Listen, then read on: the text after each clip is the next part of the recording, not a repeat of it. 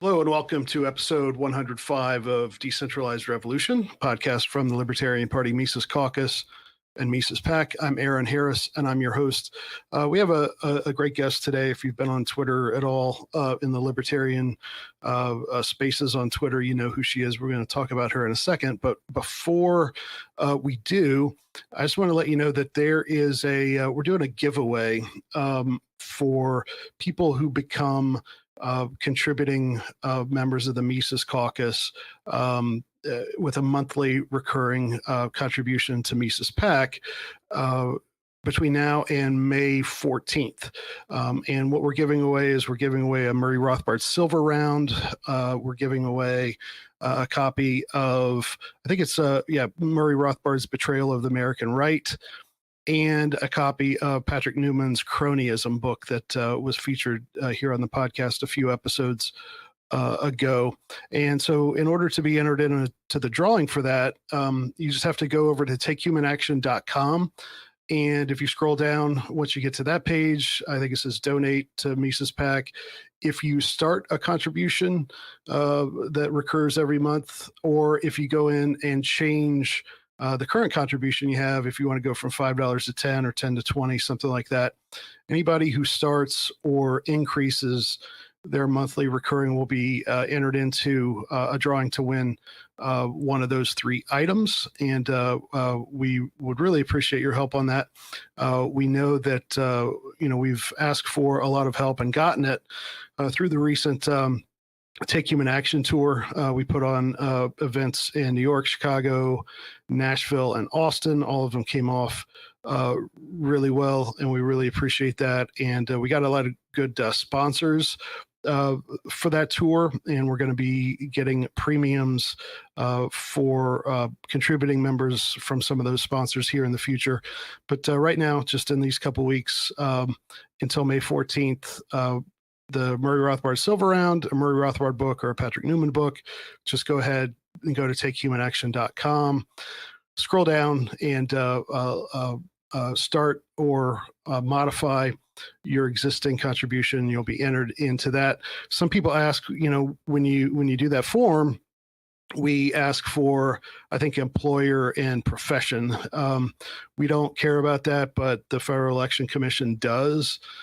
So because we spend money on political stuff, we have to register with the FEC and get that information. We don't do a background check on you or keep you, keep data in the sense of, we don't care about that information. We just have to ask for it and pass it along. So takehumanaction.com. My guest today on Twitter, she's known as Forest Mommy, at Forest Mommy. She is quite a personality on there. I've been aware of her for a while, even though I try not to spend too much time on Twitter for my mental health. But she's kind of a free spirit on there.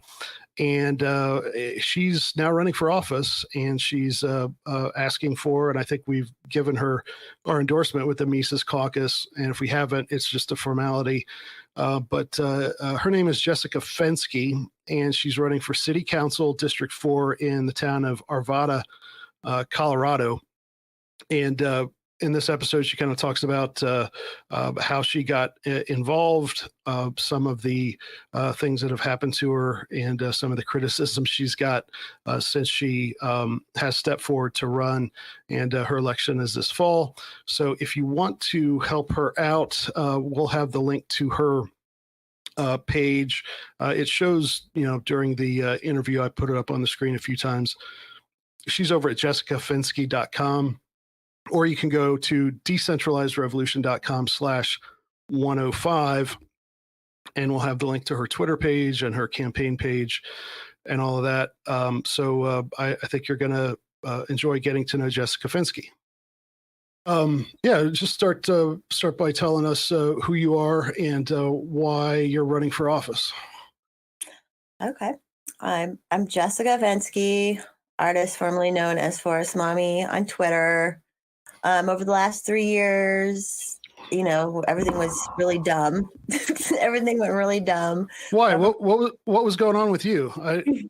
I had a boring. Nothing happened the last 3 years, right? Yeah, no, nothing. There was business as usual. Right. No, got me mad, brought me to Twitter. I eventually found Mises Caucus and the Libertarian Party, got involved. And then, with the Mises Caucus wanting to take over local. And I'm like, I need to walk the walk. And if I'm going to talk the talk, I have no excuse not to. Yep. So I did it. I'm running, and it's like a whole thing now. I did not expect it to be a whole campaign, but we're in it now. We're doing it. Yeah. So where are you from and what's the office you're running for? So I'm from Arvada, Colorado, and it's one of the district seats. It's District 4 of the city of Arvada, Colorado. And it's basically, Arvada is like a western suburb of Denver. It's in between Denver and Golden pretty much. And I'm the western side of it, my district. Okay, so what are the demographics of the district? We might be able to guess from being close to Denver, but sometimes there's there's pockets of Knoxville that are not like the rest of Knoxville where I am. So what's your in suburbs? So what is your town like compared to our normal conception of what Denver's like? It's actually not half bad. The government has definitely been kind of on the left side of politics, even though they say they're nonpartisan. But there's a lot of agriculture still in the area. Not a ton of major ranches and stuff, but a lot of farms that haven't sold off yet. So there's still like an agricultural vibe, and then just all like suburbs. But I think it's a lot of older people. They're shutting down schools left and right. So it's more grandparents than parents. But then the rest of it is like tract home suburbs kind of housing, I guess you could say. For all. Are you from there originally? No, I grew up south of here, about an hour, in a town called Larkspur, Colorado is where I grew up. Okay. So I'm from Colorado, but okay. So tell us what you were doing before COVID and how that kind of disrupted things for you. Before COVID, so I have a good life. I was always like, I call myself the poor man's trophy wife with a real estate license. Very cliche, but I volunteered a ton. So before COVID, I was on a land trust board. I volunteered at what we have called the stock show out here. I did a lot of volunteering with the land trust as well. Just like getting really involved. It wasn't specifically this community, but just involved, kind of inspiring other people to get involved. And then COVID happened, and the land trust board actually, we did everything online during COVID, right? And then I started coming back in 2021, not for meetings, but like there was volunteer opportunities. So I was volunteering, doing hikes and stuff. And then they had their first in-person board meeting, and you weren't allowed to go unless you were vaccinated.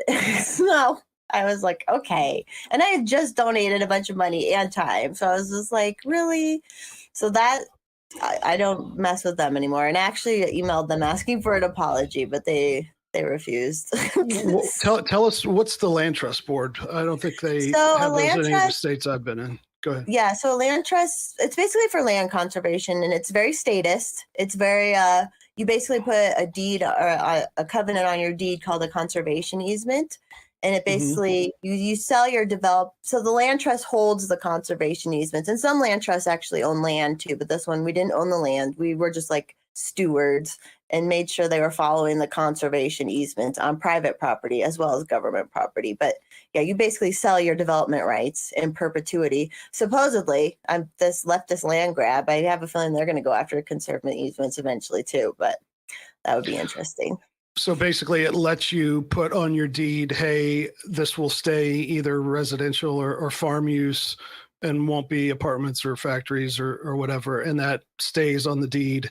Can you revoke that if you decide you want to, or once it passes to somebody else, they're out of luck, I guess. I mean, yeah. So it's buyer beware. You got to check if it's on that type of property. Obviously, more properties where there's beautiful viewscapes and their big ranches have it and stuff. But yeah, it's supposed to go with the land. You can sometimes amend things. Like we would have some people say, because they put building envelopes. So like, okay, there's a house here already, so you can build with, and maybe they'll give them one more spot where they want to build a barn or something like that.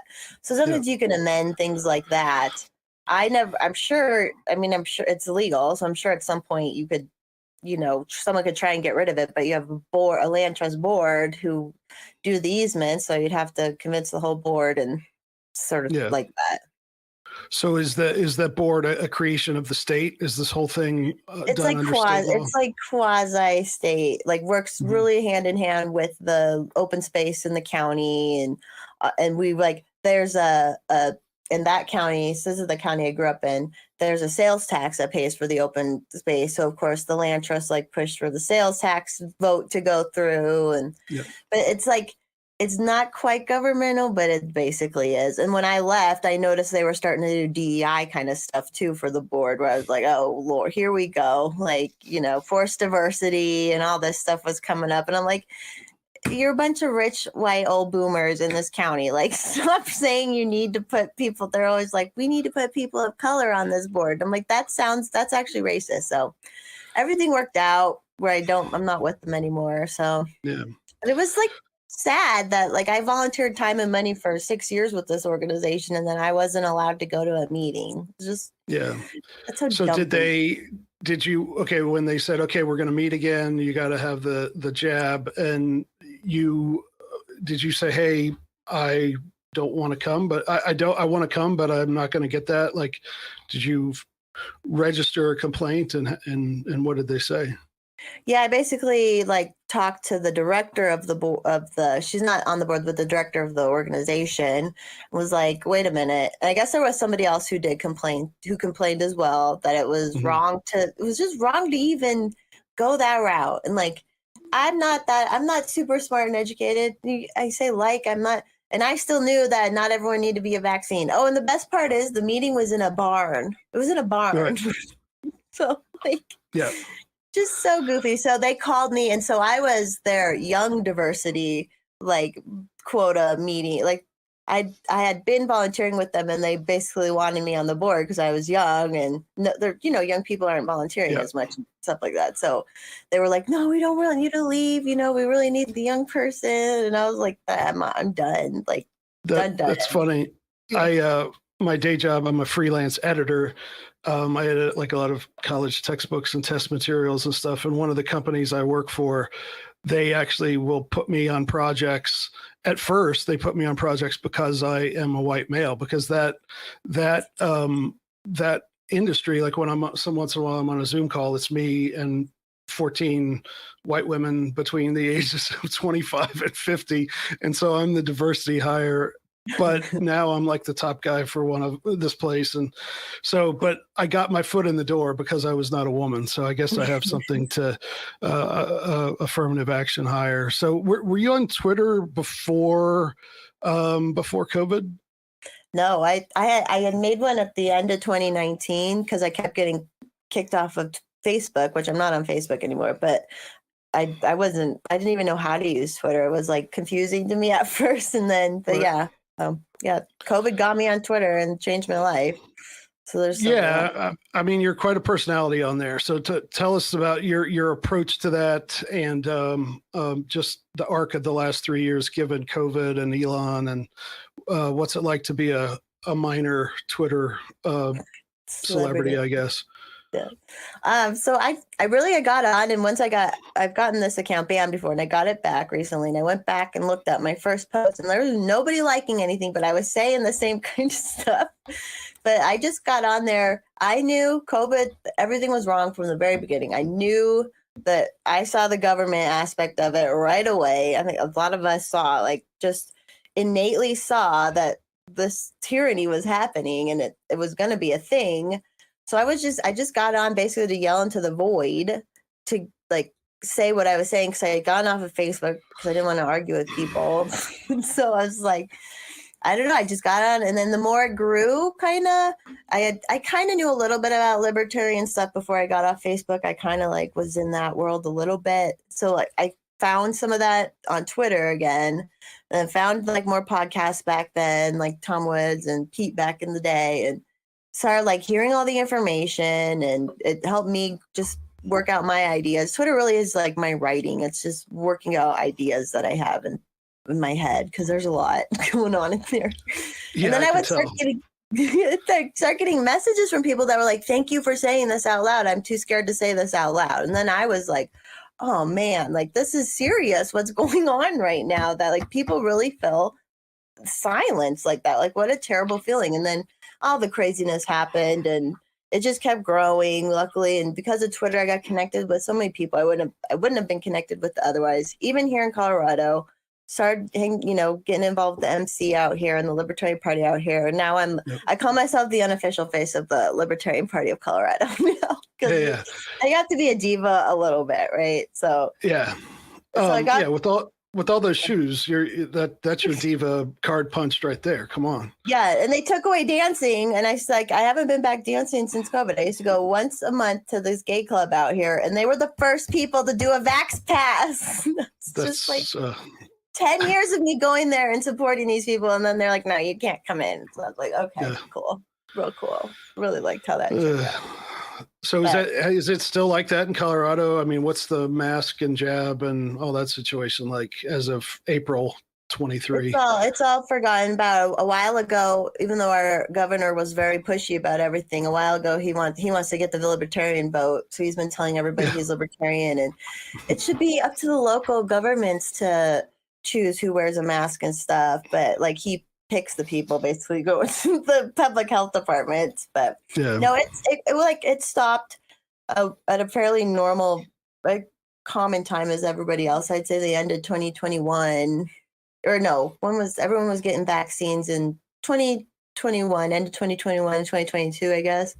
They're pushing it. They did a few, like I said, some of the businesses chose to do vax only at the time. And there's still people wearing masks, though. That's what I don't get right now. It's a little weird. Yeah. But they don't force it. I mean, that's how it should have always been, right? But you look dumb. Yeah. At this point, like thankfully nobody in my, maybe a couple in my not family or friend circle, but otherwise it's like I really want to have a conversation with these people and ask them, but like I know that if they're still scared enough or blue-pilled enough to be wearing masks, I know that I'm only going to succeed in scaring them or something like that for me to even talk about that. But to me, it is fascinating given the fact that I kind of figured out from the very beginning, the first couple of weeks I was like, hey, let's wait and see if people start dropping dead. My parents are in their 70s. I have another relative with asthma. So I'm like, okay, I think that was a great strategy on their part to say, oh, you can carry it for 15 days and have no idea. And then basically drop dead from it. And then, so those first 2 weeks, most everybody was at least a little cautious. Like I was checking on my old neighbors and stuff. And then after that, you kind of sit and think about the masks, and it's like, of course it doesn't stop, aerosol, but people have just doubled down on that. And now even all the studies have come out and they basically admit that probably doesn't do much, if anything, but so the people who are still doing it, it's just like, I mean, what are they just trying to out cred themselves, each other for who's the most blue voter in America, or I don't know what it is. Well, it was so sad that the whole idea behind the mask then is that everybody's sick all the time, even if they're not sick. Like that's just like a terrible thing to make people think of other people. And we knew what they were doing, obviously, but I don't know how I still see people arguing over the mask every now and then. And I'm like, really? Really? Yeah. So were you very political at all before COVID? What was if somebody would have asked you in 2019, hey, what do you think of this whole political stuff? What would your answer have been? I'd probably be like, I kind of, because that was when things were 2016, everything ramped up and at least put politics a little more out there. But before that, I didn't know anything about Ron Paul at the time. I'm a terrible libertarian because at that time in my life, I was just like surviving and working. I wasn't involved at all. And so, no, I would say a couple years before COVID, just getting a little more into the political beat and how things work with my volunteering. And, when you're volunteering, you see how things kind of work in that world. And then COVID, and I didn't even really I did not want to be in politics. Even the week before I signed up to run, I was like, nah, I don't want to do it. So I used to be a small town newspaper reporter, and so I've got a big dose of 2 or 3 years there covering school board meetings and city council meetings and county commission meetings and all kinds of stuff like that. And you get to kind of see that just how, and I'm not trying to be like super mean or anything like that, but like you get to see just how normal and mediocre the people in doing all this are, and how that it's not really, it's not like they tell you in civics class. They don't sit around and consider every angle, and it's not this it's not the best and brightest running the cities and stuff, even from my experience in bigger cities and stuff too. I think so. What kind of things did you notice when you started getting involved, with the land trust, like the first cracks in the armor, I guess, of like, hey, this is not what I thought it was going to be, or what was weird about it?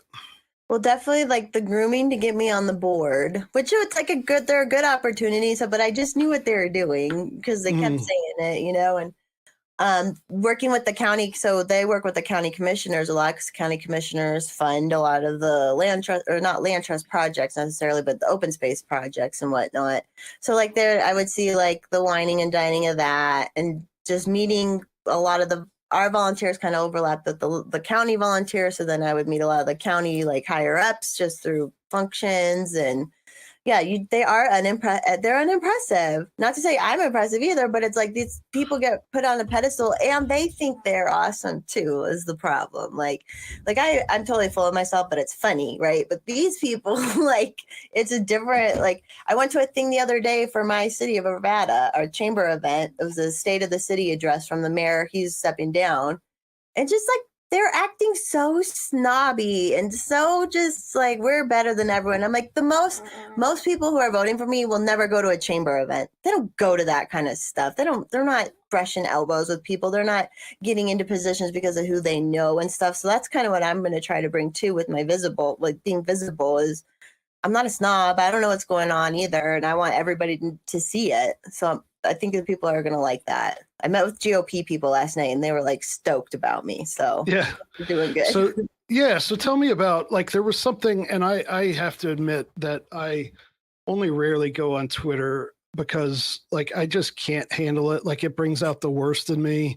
And I just like want to start, making fun of people and all this stuff. And then I'm like, my wife is not going to like that. And so I basically, it's not on my phone and I just can't do it. So I'm glad we got Dylan running our Twitter page for the Mises Caucus. We're over 100,000 followers now, by the way. Thanks to Dylan and Luke. It's awesome. But there was something that happened with you on Twitter here within the last 2 or 3 months that was like huge, right? Something big. Am I right? Yeah. So I filed to run and I posted a picture with my Mises Caucus pin because our whole thing is running local. And if my dumbass can do it, I need to be inspiring other people to do it, right? So I posted a picture, and yeah, within 12 hours, a journalist who hates my guts because I make fun of him on Twitter, he basically made this post, and it said, "This anti-vaxxer who hates the government is seeking to be in government, and she hates local journalists." And then like he put my picture, even though I had him blocked and he had me blocked. He had my picture from the timeline, which I know they're easy to get around on Twitter, and he like posted it, and then he doxed me. He put my whole address up and my name, which I had kind of been dropping my name anyways on Twitter. It wasn't, I obviously face doxed myself like a ton, but yeah, and he posted my affidavit with nothing redacted, my whole address. So he was just trying to be harmful, and it is public info, but the way he did it was totally nefarious and like malicious. He posted this thread saying I said stuff about his dad, which I never did, and he never proved it. Like, and he did all of this because of that. But it blew up. Oh, the best part was his last tweet said something like, well, this is the public arena now. Like, get used to it kind of thing. But then once everyone started twittering him, he turned comments off, of course. Like, he couldn't handle the public arena. But then it got quote tweeted, like, by the biggest one was Jesse Kelly. Quote tweeted it like, "Yo, she sounds great." It like totally backfired on this guy. So that made me, of course, think like, okay, I guess I'm supposed to do this, because within 12 hours I was already blowing up for a stupid city council race in the suburbs. And I'm just like a normal person, really. I'm crazy on Twitter, but I'm a normal person. So it's kind of like, what did they not like about me? So now I got to keep going.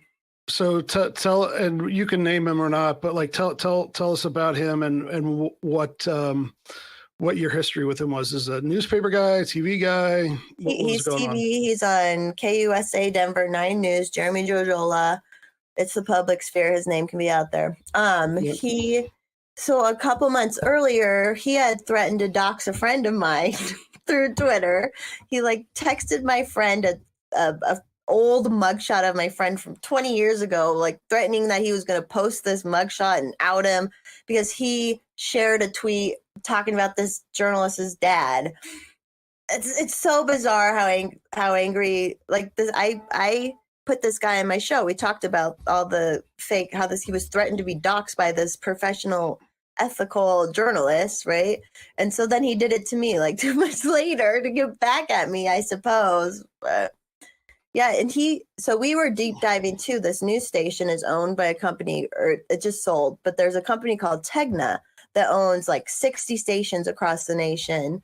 And they're the ones that all do the same thing. They all say the same thing. And everybody who's on the board almost for this Tegna is ex-Pfizer executives. Oh, okay. So that's interesting. So these local news journalists have been during COVID and everything. They were telling people to snitch on neighbors.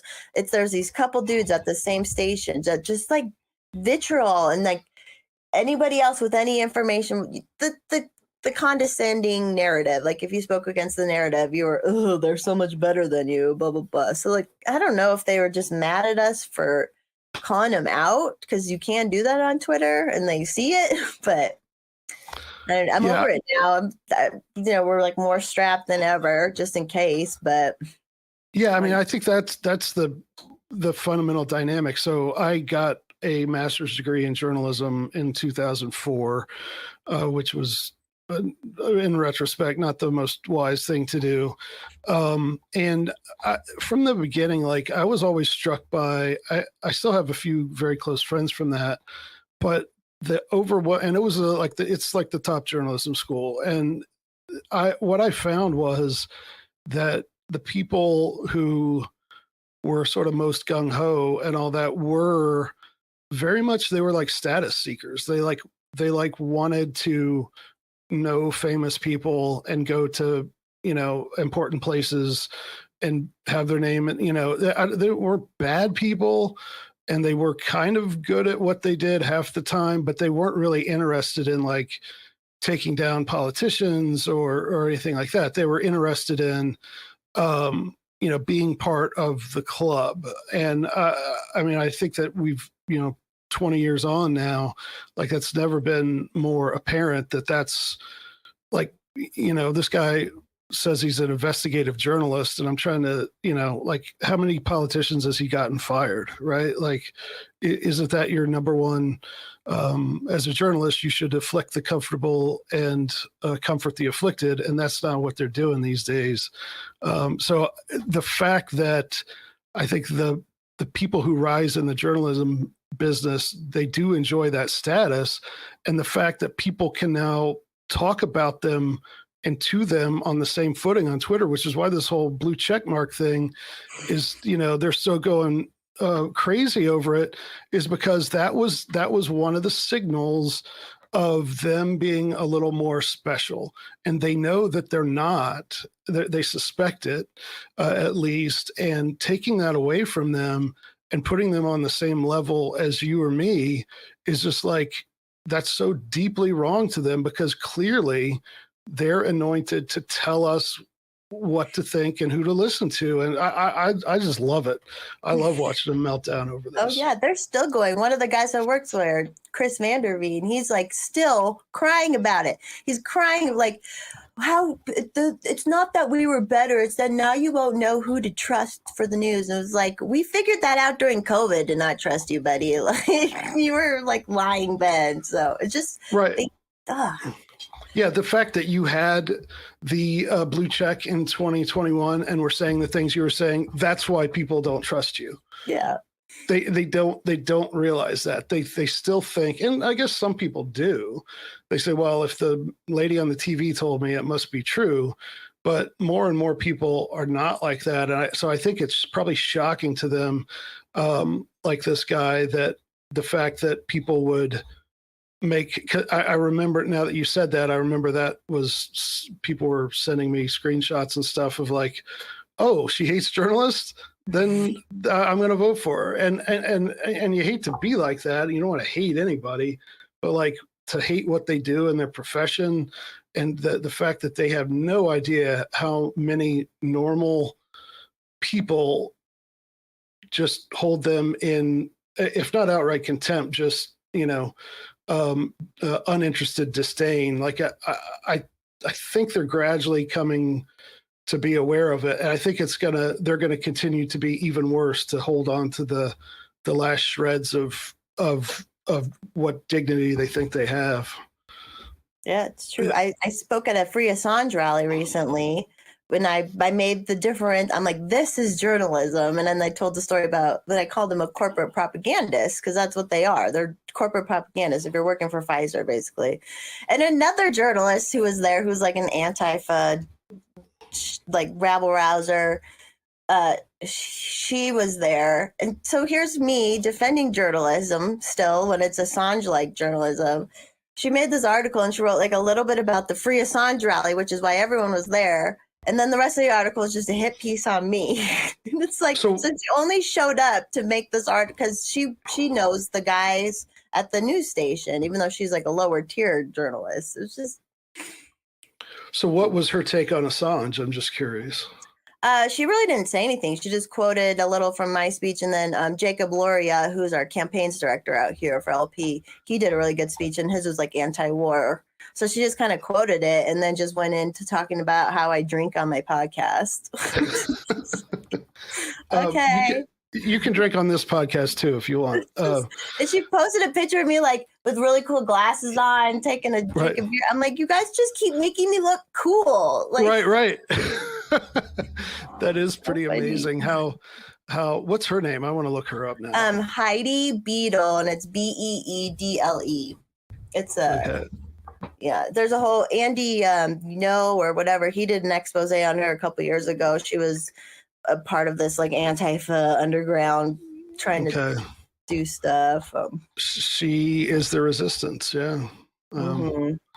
Yeah. She called me a real piece of work. Literally. You'll know you've made it when you get them to use a word that you can't use on television, right? That's your next achievement to unlock, to get one of them to say a misogynistic slur in your direction. So so you're running for city council. What got you to the point where you were thinking about running and this guy doxed you? Like, what were the issues specifically? Because that's, again, with the Mises Caucus, like there are some things, like the war in Ukraine is something people talk about everywhere, but there's, other than like defend the guard and stuff like that, there's not a whole lot of connect to local stuff. And, in some places, like if a Mises Caucus person was running here in Knox County, they're going to run on, except for the one, a couple neighborhoods, they're going to run 2A and anti-Fauci and all that stuff, anti-lockdown stuff. But it's probably different where you are. So what got you thinking about it, and what are the specific issues that have you most worked up, I guess? So there was kind of a catalyst that happened in January. We had our LP booth at this political event, and they made me go up and do the spiel for the LP. And after that, all these people came up to me and were like, so excited about, they're like, we don't want to do anything about, we don't care about sides anymore. We just care about people who care about liberty and all this. And so I was like, okay. So I started going to more events and kind of seeing how like people, and because of how my Twitter has gone too, I feel like I'm kind of a connector of people. Like a lot of different kind of people can like me. I'm still very opinionated and whatnot, but I don't really alienate people so much. Some people definitely.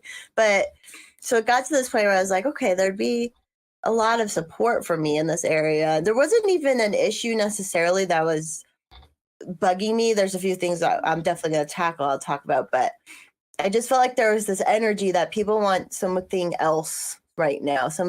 And with everyone forgetting about local, the school board here is shot. Like everyone's forgot so much about local. So I felt like if I can get in and help inspire people and teach people to do it, and I'm a normal person like they are, that it kind of, I don't know if that sounds like full of myself. It's like, I really feel like this is, if we're going to be, I'm not a natural leader in that sense, but I'll do something if it helps other people to do it as well, know? So it came to the point where it's like, okay, no one else has signed up yet. And like, Jacob's like, yeah, I mean, you probably could win. So I was like, okay. And so I have a good life. Like I said, I have time for it. I have the energy for it. I'm super involved with the LP and my county, state, everything out here. And I'm a Mises Caucus state organizer. So just kind of something to do to kind of get our signal out too to people. Like I said, the GOP loves me now. And, I mean, although all of Mises people, we're all. I won't hold that against you. I know. But I'm like, they don't, it's beautiful. I'm not a professional. I'm not polished. And they like love me. So they get it. They want something real too. They're hungering for something real to get in and kind of shake things up. But we have some local issues. The guy I'm running against, who actually was recalled for this or tried to be recalled, they tried to recall him a couple years ago. It's a big sprawling suburb. And they were like, no, we're going to make it so everyone has to use one trash service and they didn't put it to vote. And the guy I'm running against, who he's been in for 12 years, at large. He's termed out as an at large. So now he's going for the district that I'm in too. So he's been there forever. He's so boring. And but he made in an article, he was like, no, we can't let the people vote on if they want more trash services or not. Just thinks that people are stupid, basically, and admitted it. And for democracy lovers, right? They took that away from the people. So they made it so you can opt out, but there's still, everybody has to pay this trash fee, even if you're not using it. So that'll be something I tackle. Anything like that. We have I'm not super anti-police or anything, but we've had a lot of problems in Arvada. Johnny Hurley, who I'm sure you've heard about the Johnny Hurley story. And then we have a couple of payouts for settlements for cops that should have never been hired, and they beat the crap out of people. And so the taxpayers had to foot the bill on that. So from very fiscal things, we're going to have to do, I would like to do some police reform, but I want to get in and see it. Really see it all, because all these people who've been in there forever, they know everything, and I'm going to just show up and be like, play dumb, basically, and I want them to explain everything to me so I can explain it to everybody else who would want to know, Yeah, that's a very good tactic. Like when I was a reporter, one of my favorite TV shows ever is the old Columbo show, and his whole shtick was he pretended to be dumb and disorganized, and the murderer would not tell him, but everybody else would be very helpful to him. And people do like to talk about themselves and the things they know about. And so if you're just nice to them and ask them, they'll talk and sometimes tell you stuff more than they probably want to in some situations. So, but yeah, I'm glad there are people like you can do this, because I just could not run for office. The thought of knocking on a stranger's door and I'm pretty outgoing, but not like that. Yeah, I'm glad you're doing that. So I'm going to put is this the correct website? Did I spell that right? Sir.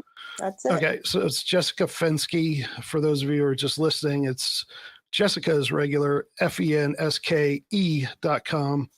And so when is the election?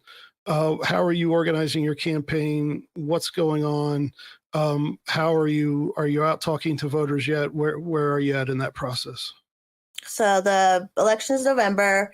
The plan is basically I'm going to do a ton of meetups in the area and then door knocking. Like you said, like it's funny because I'm a real estate broker and I would never door knock for business, but I'm going to door knock for this. Yep. So the plan is I know my opponent's not door knocking or doing any of that. So my plan is just to hit every door I can or volunteers can, and there's been people who want like from a medical health group, they want to canvas for me. All these people want to canvas for me. So I should have enough help to hit like a lot of houses. As I'm going to do as much as I can myself because I can. And I want to talk to the people. I want to hear their issues. I know like this sounds like fluff, but I'm being for real because this is all I can do because I'm not going to have money from the left and the right. And, it's so just going to talk to people, get to know people, and hopefully that does it. The events are going to be great too. So then people can come to me if I can't make it to them. So yeah, and I'm just like I'm really good at throwing get-togethers and getting people to talk. So I'm excited for that. Just more community involvement.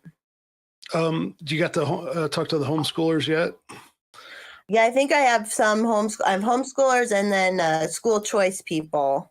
Yeah. There's like a school choice group that they like me too. Because it's crazy. The charter schools even have to do this gender stuff too, because they're kind of part of the government. And I was like, what are you supposed like? What do you? It's also messed up. I don't have kids, and I'm like, this is messed up. How that stuff's going. Yeah, I taught at a charter school for 3 years, about 10 years ago, and they're basically created by the state and run by sometimes, depending on the state and the school, either a for-profit or a nonprofit, and they can do things differently, but the state basically, has certain requirements and can audit them and revoke their charter at any time. So it's not surprising. So in Colorado's pretty blue, right? And so they're probably all in on the CRT and the.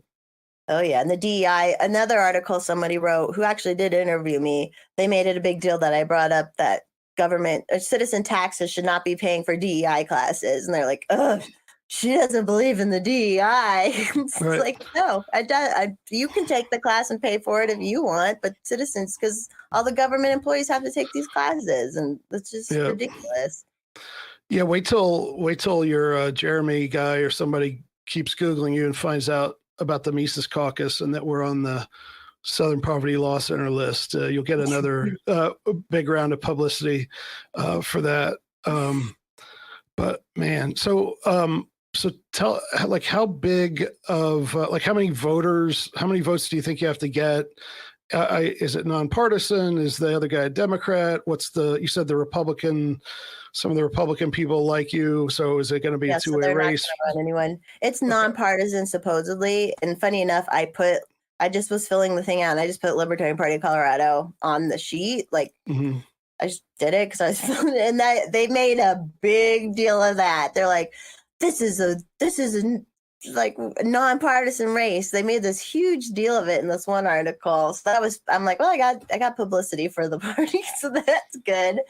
But it's supposed to be nonpartisan. But the guy I'm up against is a Democrat. He's pushed for some of the weird school stuff. He's been supported by the school unions for stuff. He's definitely a left and just a government authoritarian. Like I said, he's been there forever. He wants to stay. He wants to be mayor one day, kind of thing. And votes wise, there'll probably be between 10 to 11,000 people voting. The last guy won with 6,400. I had a dream that I won with 7,500. So that's what I'm shooting for. So when's the last dream like that you had come true? I don't know, but I thought that number was funny, or it was very pronounced, so I'm remembering it. Okay, well, I thought maybe if you brought it up, maybe you had a track record that you. There's some things, I guess, that like direct things like that, but our dreams were like not come true, but I don't know. So I'm not that woo woo. I'm a little woo woo, but I'm not that woo. Yeah. So the GOP people, like I guess there's probably in any suburb, there's going to be a small minority of them. So are they, in talking to them, is it just regular Republican voters, or is it to some extent the party? And what are they responding to specifically in your campaign? The people I'm connected with are like chairs of their district GOPs. They're pretty politically active. So the people that I've talked to so far, so they're the ones who would know if they were going to run somebody as well, and it seems like they're not going to. So that's good, and it's been great because it's been people who don't like the guy I'm running against. So I'm getting all this dirt. I'm getting the guy I'm running against was recalled, or they attempted to recall him. So I got the list of, I'm friends with the person now who ran that petition to recall this guy. So now I have the lists and the petitions, and it's kind of that kind of politics stuff is fun. I'm like, and they were so excited to have somebody who's not so milquetoast, I guess, to use like they even want someone who's a little bit of I think the whole Trump thing got them a little more open to kind of wacky people, so yeah, that's the thing, is people don't realize now that like the whole, you have to show up in a 3-piece suit or a pantsuit or whatever and play the respectability politics game. Like that's totally gone now. And all it takes is for people to just assert that, I mean, there are still people who are going to play that game, but like, if you show up in normal clothes, like I always get a kick out of it. My wife always laughs that, like if we're watching a baseball or basketball game and the ad for the local TV news comes on, it's like tonight at 11, the girl or the guy. And I was like, why do they talk like that? Nobody talks like that.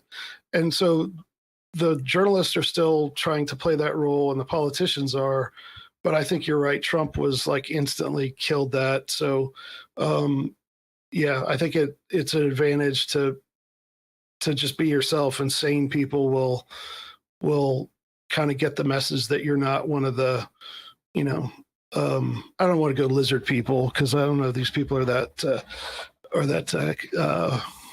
powerful yet, but also your opponent looks like he used to be the president of his homeowners association, which he's just so boring and like yeah.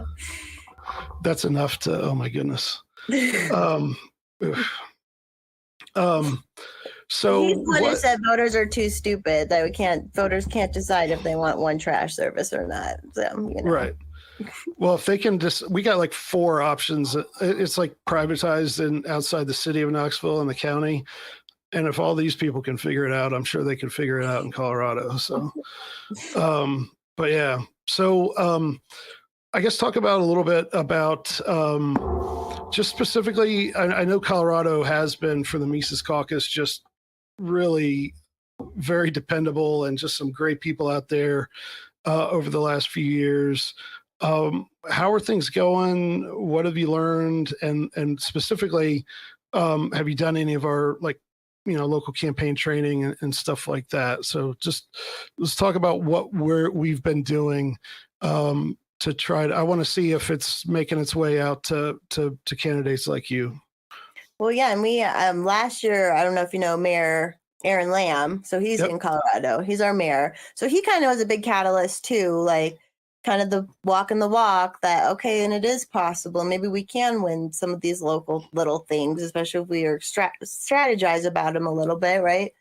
So we have him. I think they canceled the Take Human Action tour here, which Aaron was going to do that training, and I would have gone to that. I haven't done any of the training. There was actually supposed to be a training tonight. I think it got canceled with Mises, but I will be doing as much as I can. We had a local guy out here do Jacob, the Mises runs the board out here for LP, and we're growing. I think people are getting it. I would love to get to a point where like there doesn't have to be a caucus, right? Like it's just because we are the normal people. That. Like we're the normal people. Hello, and we're right. No, so it's Mises. Became a state organizer. We have such a good group of people out here. Everyone's willing to help. We have how much it takes to run any. Like people don't understand, like, well, why aren't libertarians doing this? And it's like, okay, do you know how many man hours it takes just to run the organization to start with? Just the state LP takes like a ridiculous amount of man hours volunteer, and then you need people who can actually be activists, and then you need people who can organize. You need all these levels of people, and it's not there, and we're getting there though. We're getting more people to come. We've been having a good presence down at our state capitol, so that's and doing testimony. I did 3 this year. We had a bunch of people do a couple of them, so just walking the walk. It's not like I hate when people say, oh, well, local election sucks, or they always talk down on people's strategies. And I'm like, well, just do what you think is best and let other people do what's best. Because obviously we're doing, like, some people are doing something and it's working to some extent. So, yeah. So, Aaron is he's not the mayor of your town. It's like, is it close to where you guys are? I forget the name. It's Keensburg. It's about 45 minutes away it's outside of Denver, I'd say. Okay, so you've got somebody who knows how it's done to help you with there. And he's been shrinking the government out there. They made eggs, selling eggs legal because it was illegal. Oh he's doing stuff like that, so it's great. What if people get a dirty egg? Oh, what sue you, right? So people are finding out. So, like, have you gone on like non-libertarian podcasts, and like how is on Twitter? How's it working out? Are people finding you? And I'm just curious as to what kind of response somebody like you would get. That what's useful, what's not, and what have you been able to do so far? So there's a group called Americans for Prosperity. They've reached out to me. We've hung out. Like I said, the Free Assange people found me. She's actually really cool. She's pretty much LP. Let's see, what else have we done? There's a lot of like liberty minded podcasts I've been on, but that aren't libertarian. I was supposed to be on Timcast, but they canceled that. Oh, and Jesse Kelly, they didn't even follow through, but he was like, yeah, I'll have you on your podcast, and then didn't follow through at all. But did they find out you were libertarian? Maybe I'm like, maybe they searched back my history and were like, no, she's crazy, but like people like that. So sorry. But I was supposed to be on Timcast, but I'm like, at least I'm on their radar. So now I'm bugging her to maybe like let me and Robbie go on sometime. I think because we've been on podcasts before. We have a lot of fun. So there'd be like a good Mrs. Caucus representation. So I keep pushing for that to happen. We'll see. That'd be good. But yeah. There's some other, like yesterday I was on a random podcast called AM Wake Up or something. I think they're in California, and somebody from my own district was watching and donated money right away. So it is like I need to be more in real life. I'm waiting for the weather to get better. Our weather sucks lately. So as soon as I'm hitting the streets, as soon as it's nice, but I do appreciate my online presence that I have, because it has been, when that guy doxed me, he brought me people in my own network, like that in my own district and stuff too. So he gave me all this advertising, and I really think the fact that I have the online nailed down, then just getting out in person is going to be, that's going to be it. It's really all I'm going to need to do. What is the weather like out there right now? Today it's been rainy and gloomy. Okay. It snowed a couple days ago. Springtime in the Rockies it's chaotic. There was a tornado yesterday, I'm pretty sure, somewhere out by Keensburg. Oh wow. Okay. Yeah. Well, you got a few months here, so it's going to be a long haul. So we'll check in. We'll have you on the new podcast at some point, I'm sure. And keep us posted, and let us know.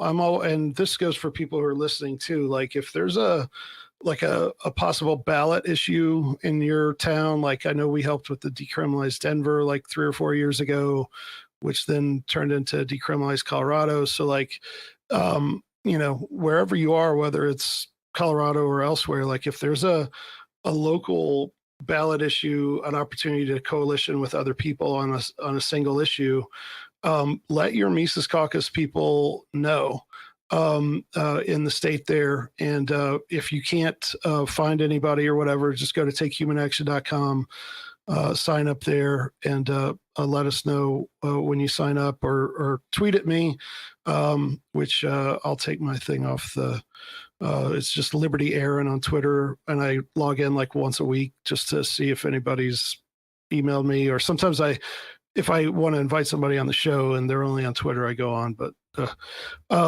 yeah, let us know. And if you want to take the lead on it, or even if you can't be involved, but you just want us to know about it. Yeah, I wish you nothing but the best. I mean, it's very hard to do. Do you have like a budget? Are you hoping to raise money, and how much? And how can people do that, I guess? And can people outside Colorado give? Yeah, I mean, funny enough, everything I've gotten now so far has basically been Twitter people and everything, all the people I gained that way. But yeah, just on jessicafenske.com. Don't ever feel like you have to. And if you're in the area and want to give some time, I would much rather appreciate time at a lot of points. I have a campaign manager and he wants to raise, I think, like a little over 30,000. I'm like, I was like super cool with like 10. So we'll see. We'll just work within whatever we have. I'm not, like I said, I'm mostly going door to door. So it's just like print material that I really will need. So. Okay. Yeah. Well, that sounds good. Do you want to tell us who your campaign manager is, or is he trying to stay under the radar? No, his name is Brandon Work, and he actually he's taking up our Free State Colorado. It's on Twitter. I think it's Free State Colorado 1. But he's kind of he's like, it's totally different from New Hampshire though. And he's kind of taking it up. And he's our like really great with legislation. He helps me write speeches. Like, he's a great guy. Okay. Yeah, definitely keep us in mind, interact with, our Twitter page, and we'll, when you get something that's funny or whatever, and I'm sure Dylan is already looking at your stuff and boosting it already. So, but I'm excited, and something just tells me from your personality and from what the Twitter I have seen of you that we're going to have another couple more viral moments between now and November. I hope that those do come and we're able to turn them into votes. So, yeah. Thank you. I appreciate you coming on. We'll like I say, we'll be in touch, and keep us posted. Thank you. All right, there you have it. I'd like to thank Jessica for her time, her wisdom, her sense of humor on Twitter, and her activism. We really appreciate people like her wanting to get involved with the Mises Caucus and wanting our support. And if you want to support people like Jessica and other candidates, or if you want to be a candidate yourself, if you want to support candidates like Jessica, go to takehumanaction.com and make a one-time or a recurring monthly contribution. If you want to run for office at the county level or more local, and you want help from the Mises Caucus on that, go to runaslibertarian.com and put your info in there. You'll be on the list to get the trainings, and you'll be told how you can ask for our endorsement and other support we can give you. So thanks to Jessica. Go to decentralizedrevolution.com/105 for links to her stuff, and for the show notes page, all of that stuff. Thanks to my co-producer, Simon Kalpin. Thanks to Dave versus Goliath for all the music you hear on Decentralized Revolution. And of course, thanks to everyone who subscribes to our email list and gives to Mises PAC over at takehumanaction.com. And if you haven't yet, or you haven't done it in a while, share, rate, review, subscribe to Decentralized Revolution. We'd really appreciate the help. We appreciate you listening, and we'll see you next time.